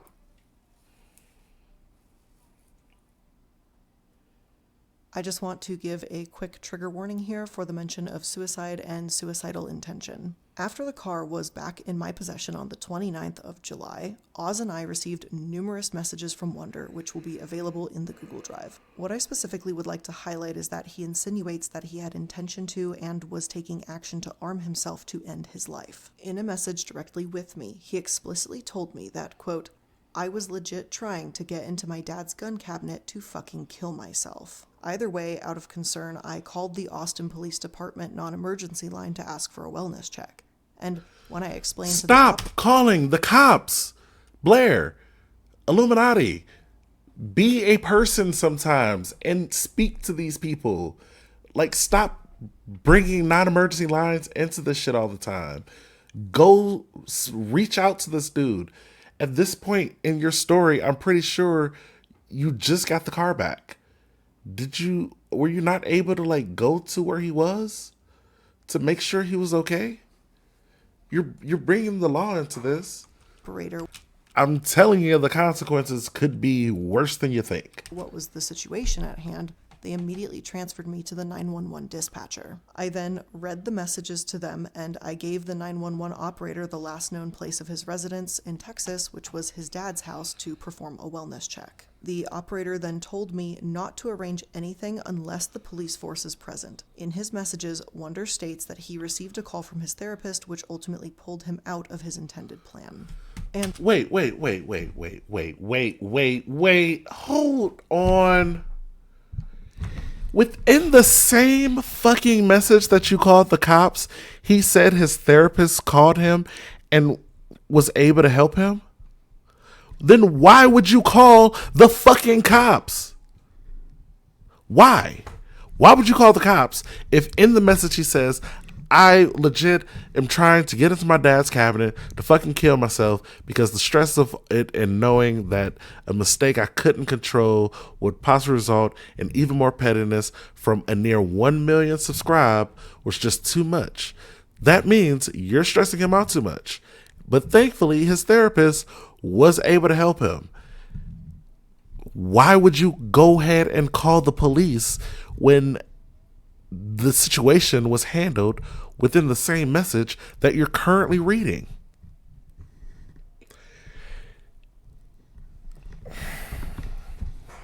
Microphone, am I crazy? Audience, what do you think? Microphone, oh microphone, please tell me if I am crazy. This whole situation seems mad. that he received a call from his therapist, which ultimately pulled him out of his intended plan. And let's take a moment to discuss the therapist. During his time in Colorado, he expressed that he wanted to seek therapy, and I think that's a fantastic decision. To help him with his process, I messaged my old therapist, who I did a lot of EMDR therapy with and helped me immensely. On screen is me reaching out to her to see if she was accepting any new clients. Confidential details are going to be censored in order to keep Wonder's privacy and integrity. Looking back, I probably shouldn't have recommended a therapist who was so life-changing for me to somebody else. Therapy is a continual journey. You can come in and out as needed. And unfortunately, after I recommended Wonder to this therapist, there began a conflict of interest and I could no longer in good conscience see her for her services. Wonder, I am so incredibly sorry that I unintentionally created a conflict of interest between the two of us in regards to this therapist. I did. Your therapist isn't going to be good for everybody else. Nobody's therapist is everyone's therapist. Everyone should have their own therapist if they need therapy. I'm sure most people should see and talk to somebody at least once. Some people just need friends, but most people probably do need to at least talk to somebody about something. Everybody got something in their life that they're like, you know what? A therapist could stand to hear this. Did not mean to make that an issue between Not your therapist though. They got to find their own therapist. us at all.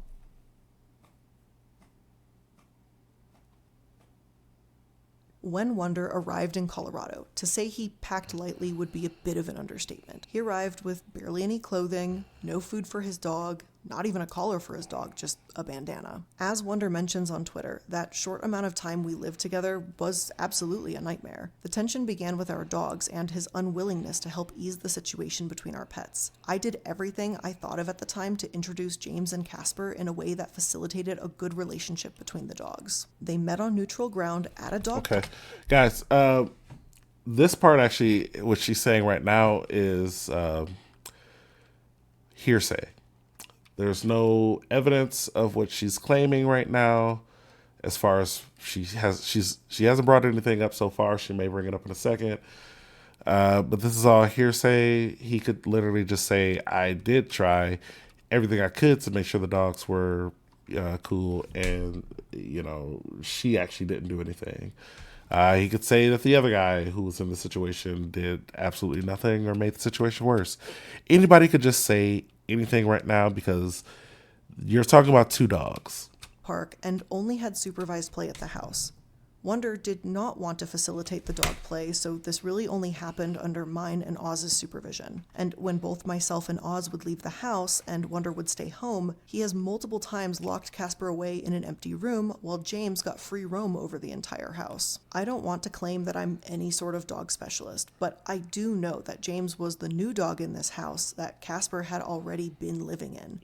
And dogs are territorial by nature, that this was Casper's house and now suddenly he was being locked away. Additionally, James had multiple accidents in the home and Wonder would not.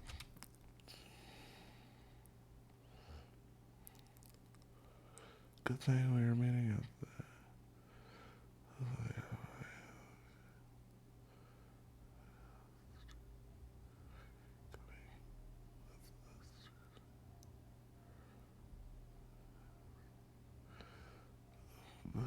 Is right now I'm going to help Dad. And 3, we got a buttload of waxes. Yesterday's, and I need to bring those over there. 5 or whatever I am on this list. I need to get some recordings done. Not clean them. It was Oz who ended up taking on that responsibility. During Wonder's stay in Colorado, his actions and inactions regarding the care of his dog James were a main cause of tension in the house. Not only did it seem like James was receiving inadequate care due to the lack of identification with a collar, lack of food, lack of toys, and more, but Wonder was unwilling to do his part as a pet owner to keep the peace between the dogs too. Wonder's lack of responsibility led to multiple incidents in addition to what I've previously mentioned. Firstly, James bit Casper, and bit his ear so hard that Casper bled. At this point, I took Casper to live with my sister, as I no longer felt comfortable having Casper alone in the house with Wonder and James. I reached out to my good friend who's a bad dog situation. I don't know what to do. Do you know if you would be able to help? I'd pay you for your time. What's going on? If it's behavior, I'd have to see for myself. Yeah, I think it's behavioral. So Blank moved from Texas to Colorado, and he brought his dog James. James and Casper are having an alpha male aggression situation with each other. And this morning, James bit Casper in the ear hard, and Casper bled all over the backyard. Casper, left the house with my mom, and James is now at home. But there is an invasion of privacy issue. And even though we had the dogs meet on neutral ground, it seems like something just isn't right. I'd like to meet this other dog, some ideas, but until otherwise for certain, separation, keep everyone safe. Probably available tomorrow. Yes, if you like, maybe we can come to my house on Wednesday, and then meet the dogs, and then separate. Work Also on a them. dog trainer to see if he could help me with the situation. Okay. The second incident occurred on June 24th, 2021. On the night of the 23rd, Oz and Wonder went out together. I was exhausted, and so before they both left, I let them know that I was going to bed, which is exactly what I did.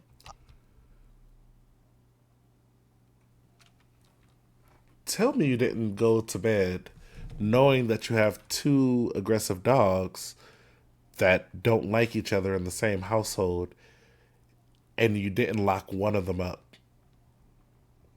Now it's the perfect time to lock his dog up.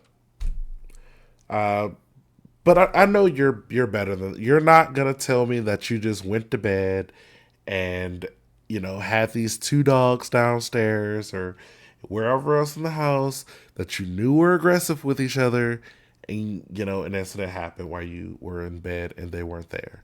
I know that's not going to be the story. So tell me a whole nother story, guys.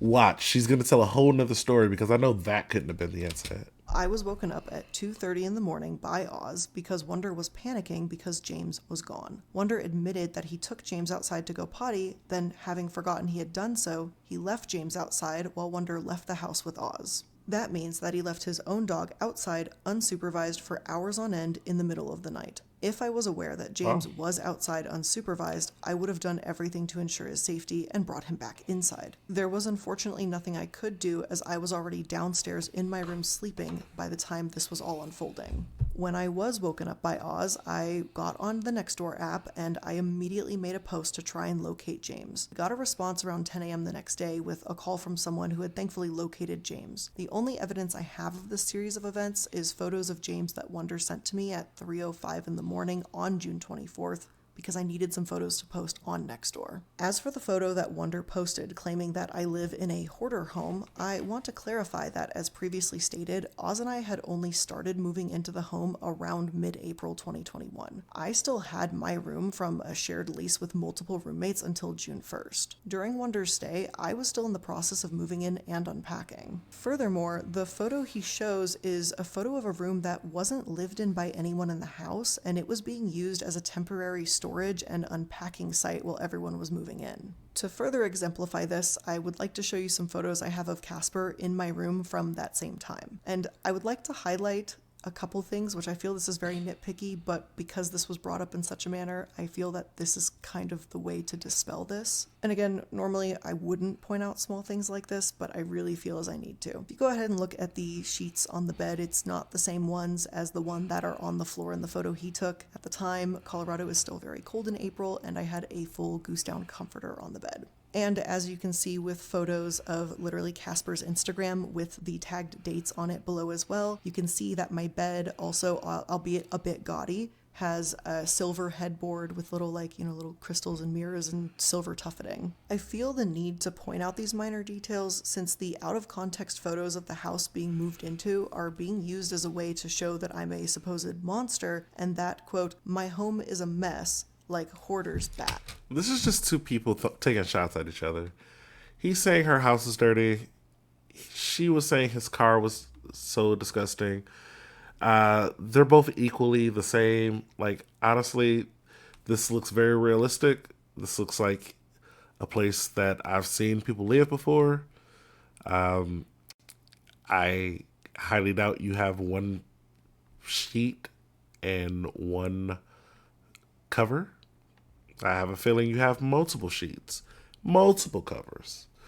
This was probably an older photo, and I will disregard this entire photo as being just like, yo, you probably did just move in recently, and this is just a bad angle. Like, realistically, like, in the photo, the bed, like, the head of the bed is, like, right over on this side here. Like, if you guys can see, it's like right over on that side. So if it's right here, that means that they're at a side angle taking this photo right here. Like, that's the doorway, this is the side. So all the stuff that she showed in this photo with her dog, all that stuff could have just been over on that side, like facing the wall that it's not facing. Because you can tell this is a whole nother angle. She would have been like right here where that little pink thing is. Where this little pink thing is, that's where she would have been taking the photo. So you wouldn't have seen any of this. Now, with that being said, she's a clean car person. She probably has a junky house.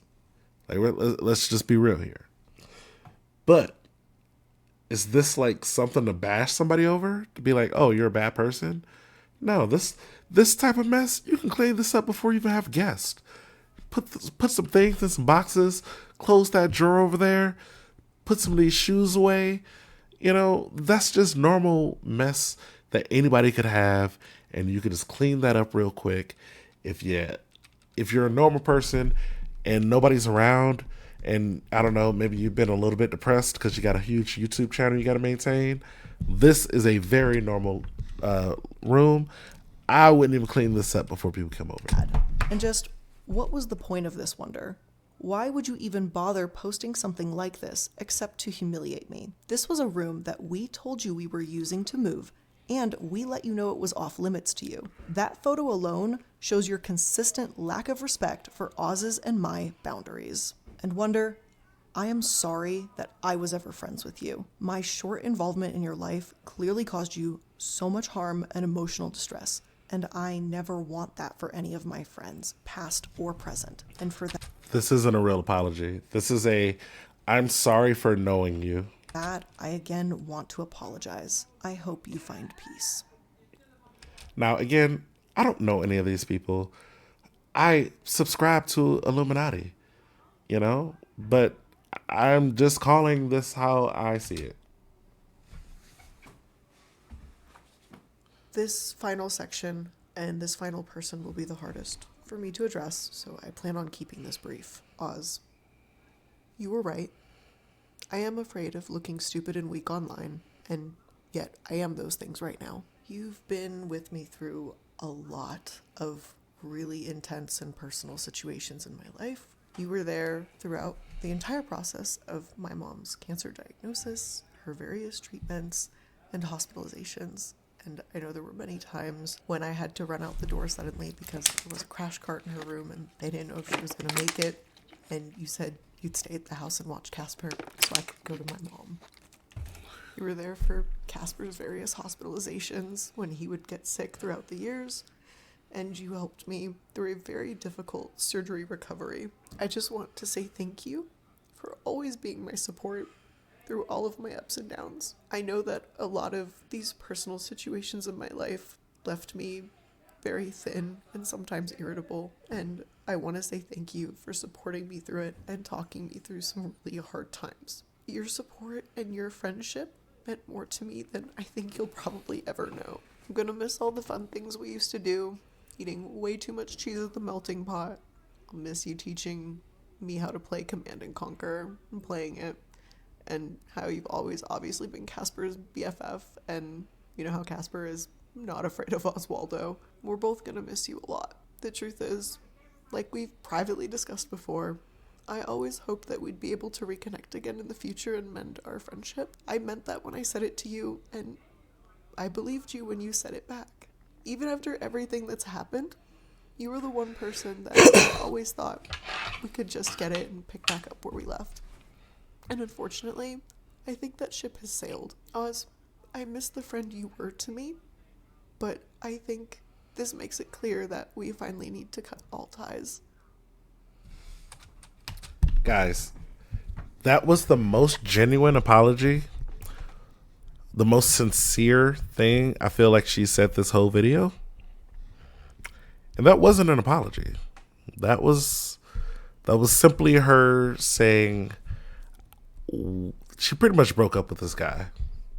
I'll tell you right now, that was, I wasn't saying that was the same, But it was similar of a conversation that I had with my ex-wife, and where it was just like to the point where it's like, yeah, obviously, just sometimes love just isn't enough in these type of situations, and things it just may just be coming to an end. And it was sad. But at the same time, you guys weren't fucking married, were you? Like, what the fuck? Like, you were just friends. And I get it.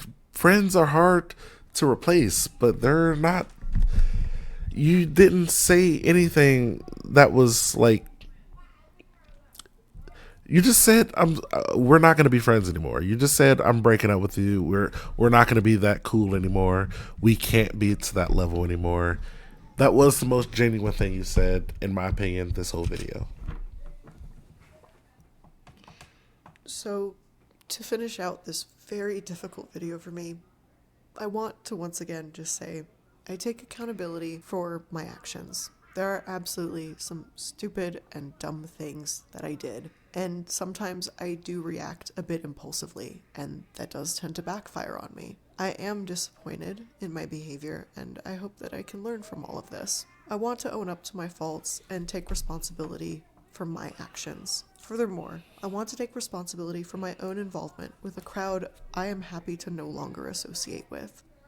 I did make bad decisions, I made bad friends, and there will forever be a bad taste in my mouth regarding some of the individuals I've spoken about today. But finally, I want to apologize to my audience. I owe you better than this, and you deserve more from me. I let you down, and I am sorry. I hope that in time you can see that I mean everything that I've said here today, and I am so excited to be able to prove you right. Yeah. Most art is about... Guys, Hassan, get off of my channel. What are you doing here, Hassan? I didn't invite you here today, Hassan. Get off of here. Hey, everyone. Okay, so let's see. Let's see what the comments got to say about this. Because I made a lot of comments about this video in the last hour, 2 hours that we've been doing this. I've made a lot of comments. I've said a lot of things, but let's see what the people got to say. I want to expect that the legal eagle situation to be cleared up because that's the only controversy I knew about. I didn't expect a full-blown emotional roller coaster about a situation that should have stayed private and not plastered all over the internet. I'm really sorry for everything. You did the right thing. Post a reflection, contextualization of apology and apology. That's okay. That's a stretch.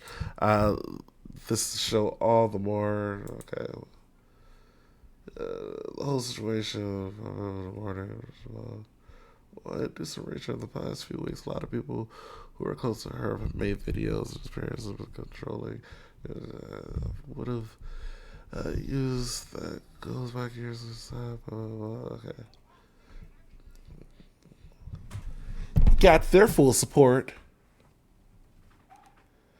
As someone who had no knowledge of this, I was a bit concerned about it. Oh, yeah. Wow, that's so nice. Sorry, I tweeted a jerk new reaction to the depths I never imagined.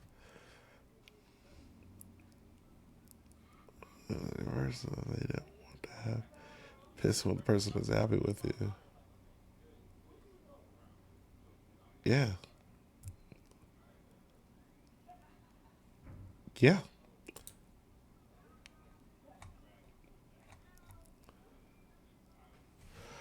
Wow. It's not like mommy and daddy fighting at all, people.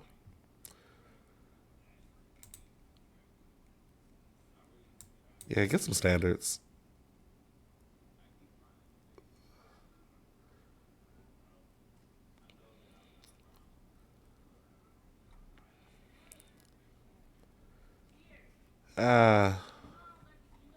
Okay, well, that was my perspective on it. I think I said everything I needed to say. You guys keep scrolling along these. You know what? Just keep scrolling along these comments. Keep scrolling. Keep reading. Keep scrolling. Keep on reading. Keep on reading these comments from this video. This video. Gotta keep on reading. Gotta keep on reading. Gotta keep on reading those comments. Whoa.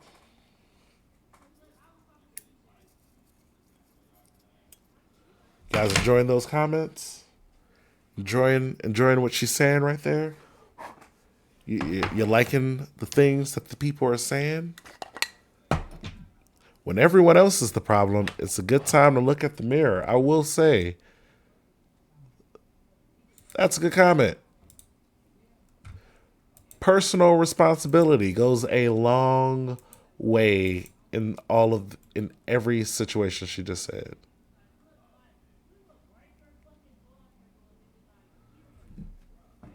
So you guys keep on reading. Big wheels keep on scrolling. Baby, keep on rolling. Rolling. Rolling. Rolling like a river.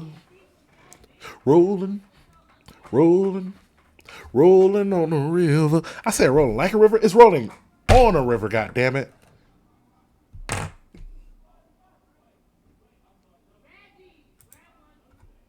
All right, well, that's enough of those comments.